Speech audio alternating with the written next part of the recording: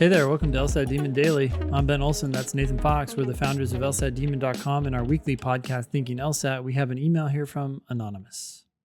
I've been studying inconsistently for about a year and consistently for about 4 months. I've been using LSAT Demon for about 3 months.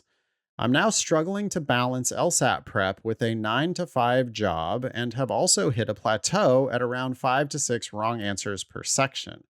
I'm mostly struggling with time as I struggle to finish the section and end up having to guess for the last few questions. I would like to study at least a little bit every day, and I'm not sure of how to distribute my time. Do you have any advice on structuring an initial study schedule that is efficient and also getting over this plateau? Ben is already shaking his head. How come? Yeah, well, it's just so Anonymous, you're extraordinarily focused on efficiency and speed. I am mostly struggling with time. I am partly shaking my head because it astonishes me how many people gravitate to this diagnosis, right? Yep. Before you even said that, I thought that would be your problem because you said I also hit a plateau at around 5 to 6 wrong answers per section. Yeah. It sounds like you're focusing on what you're getting wrong, but also that you're finishing the section and getting those wrong. In any case, we've said this. Anonymous does say, I struggle to finish the section and end up having to guess for the last few questions. So take Anonymous at their word, though, right? Mm-hmm. Anonymous, let's say you missed 6 and you didn't finish 3. Mm-hmm. Most students are going to be really worried about the 3 that they didn't get to because they perceive that as, I had no chance on those questions. I didn't even get to them. This sucks. How do I go faster? Yeah. But what we will do at LSAT Demon is we will instead investigate the 3 that you did and missed, because that's where you're wasting your time. You're wasting your time by missing questions.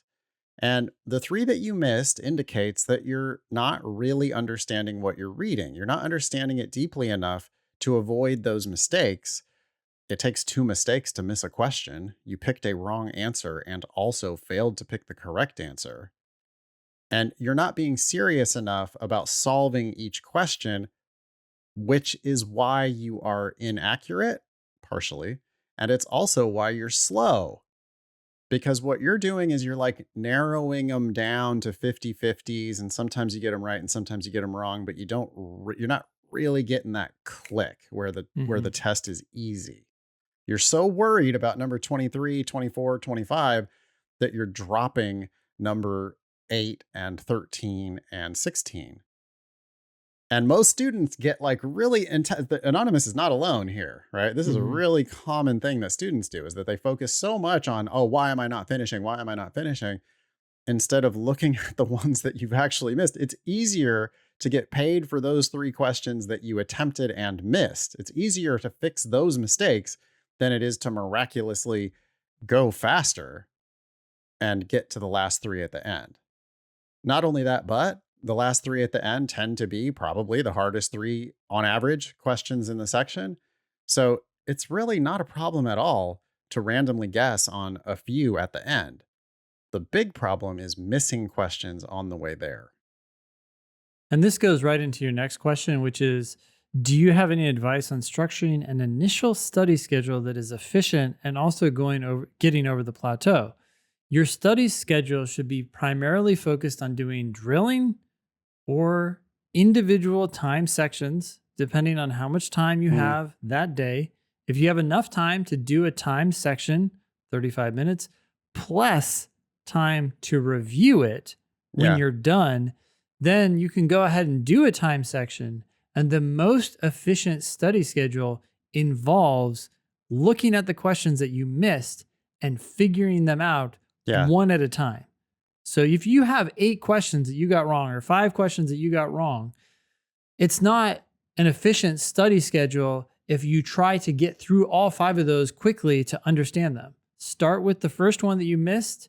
If it takes 30 minutes to understand it, but then you come to a point where you understand it, and then you have to end for the day, I would count that as a win because it's all about learning from each missed opportunity Yeah. than from like trying to get through a bunch of work. And this is making me think of something that I've never really formulated it in this way before, but the most important thing you can do is to review your mistakes. Like your study schedule begins with review your mistakes. So you've already been studying. You've got all these mistakes that you've racked up throughout your career. Have you thoroughly reviewed, like really reviewed every single one of those mistakes? Do you know exactly why the right answer is right? And do you understand why you didn't pick it in the moment? Do you understand why the wrong answer is wrong? Do you understand what it was that attracted you to that answer? Can you see now how that answer is absolutely wrong? Because before you do more drilling and before you do another timed section, or God forbid, a full practice test or anything else, number one is always review your mistakes. So maybe you have reviewed everything. In that case, I would give you my blessing to do more questions. But I don't need you to do a full test. I need you to just do some questions so that you have some mistakes to review. And that's why drilling is really the first thing that everybody should be doing, because when you drill, you just do one question. If you get it wrong, do not make the tragic mistake of just giving it a cursory review and then doing another question. Mm-hmm. I know there are people out there who don't spend any time at all on review. They just drill, whether they get it right or wrong. Mm-hmm. You're doing something, but you're not doing the most efficient thing you could do. Like your progress is going to be far slower than people who actually sit with their mistakes and own their mistakes and really understand their mistakes, because that's where the learning is going to come from. The test's going to tell you clearly what you suck at. You just have to listen and actually review. So, like, if you're thinking about building, and I know that Anonymous is like, yeah, I know, but I wanted a study schedule for the week. Okay, well, you can build your own study schedule for the week. Just make sure that you're building in enough time to actually review every single mistake you make. Mm-hmm. So depending on your level, depending on how many mistakes you're actually making, you're going to have to, and depending on how much time you have, balancing it with a 9 to 5, roughly it's like 1 hour a day, a mix of drilling and timed sections. But the most important part of the drilling and the most important part of the time sections is to review the mistakes you've already made. And I have a strong suspicion, Ben, that most students have a pretty big backlog of questions that they've already done. Maybe they did it yesterday or last weekend or last Mm-hmm. week. They got Mm-hmm. all these mistakes. There's questions that they covered in class, but they didn't really understand them, but they just kind of put a pin in it and moved on to new content. Most students are going to make an error there by cracking open a new section or even drilling a brand new question without really understanding why they didn't get paid for the work that they previously attempted. Totally. Can you imagine, Ben, like at your job, you do a bunch of work and it gets rejected by the client, and then you just move on and start doing other work for the client? Yeah. Just give me more. I'll just do more of it. I understand that some of it will get rejected, but I'm just going to keep doing more of it. Yeah. That's Why not are what we you, do. why are you rejecting it? No. No. Why did that get rejected? What? Are you Yeah. kidding me? I did that question. I did my best on it. I thought that the answer was B, but it turns out that the answer was something else. Yeah. That's where you need to focus your energy and your time primarily. When you do that, then when you do new questions, you should focus on solving them. You should focus on feeling really good that you're choosing the right answer for every single question. And then you get to this place where you're actually surprised when you're missing questions. Wait, what?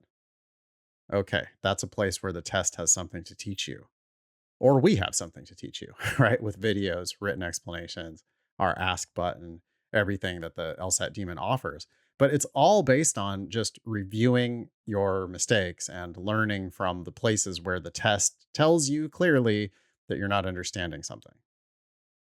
Keep us posted. Email daily@lsatdemon.com if you'd like to ask us a question or share some LSAT or law school admissions news. Thanks for listening.